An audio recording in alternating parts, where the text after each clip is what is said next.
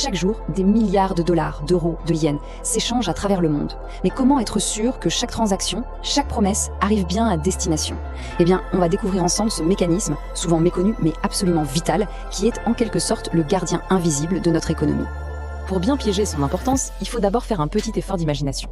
Imaginez un monde sans ce gardien, un monde financier sans filet de sécurité où chaque accord est un véritable pari. Comment peut-on être certain qu'une transaction sera bien honorée? C'est la question fondamentale. Sans une garantie solide, c'est la porte ouverte au doute permanent, au risque qu'une des deux parties ne tienne tout simplement pas sa parole. Le contraste est assez radical. D'un côté, on a un monde financier un peu comme le Far West, plein de risques, d'incertitudes, avec la menace constante de défaut de paiement. En bref, le chaos. Et de l'autre, un système qui repose sur la confiance, la sécurité, la garantie. La stabilité quoi. Et ce qui fait toute la différence entre les deux, c'est cet intermédiaire. Alors justement, comment on passe de ce chaos potentiel à un système bien huilé grâce à une solution plutôt ingénieuse qui agit comme le véritable gardien de l'intégrité de tout le système financier? En fait, c'est assez simple à visualiser. Pensez à un arbitre de confiance qui se place pile entre l'acheteur et le vendeur. Voilà ce qu'est une chambre de compensation. Son job, s'assurer que les deux parties respectent leurs engagements, quoi qu'il arrive. Elle transforme une simple promesse en une transaction blindée, ce qui réduit les risques et rend tout beaucoup plus fluide. Et attention, cette idée n'est pas sortie de nulle part hier. Ses origines remontent à plusieurs siècles. Mais bien sûr, le concept a énormément évolué avec le temps. Il s'est adapté à des marchés financiers toujours plus complexes pour devenir ce qu'il est aujourd'hui, un pilier tout simplement indispensable du commerce mondial. Bon, on a compris le pourquoi. Maintenant, voyons le comment. Comment ça marche concrètement cette machine qui est si essentielle? Allez, on regarde sous le capot. Pour faire simple, il y a trois acteurs principaux sur le terrain. L'acheteur, le vendeur et au milieu des deux, la fameuse chambre de compensation. C'est elle le tiers de confiance, l'arbitre neutre qui va s'assurer que l'échange se passe exactement comme prévu, sans le moindre accroc.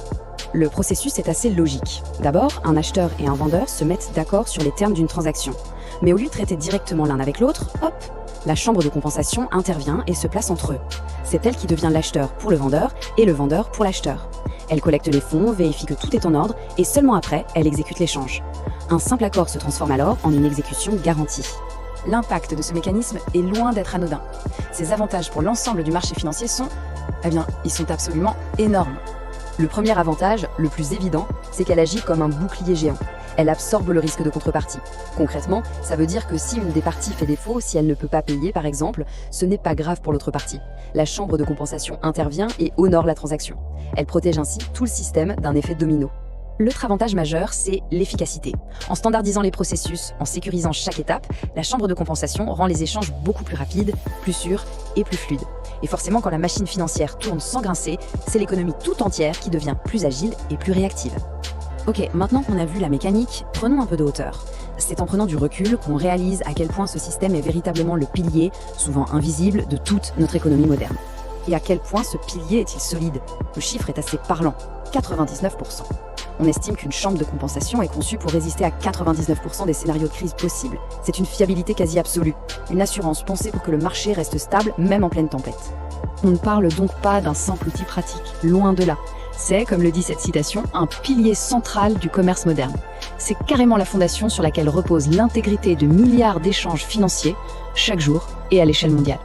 Tout ça nous amène à une dernière question, une question un peu vertigineuse. L'économie moderne, telle qu'on la connaît, avec ses échanges instantanés et globaux, pourrait-elle seulement exister sans ce gardien de l'ombre?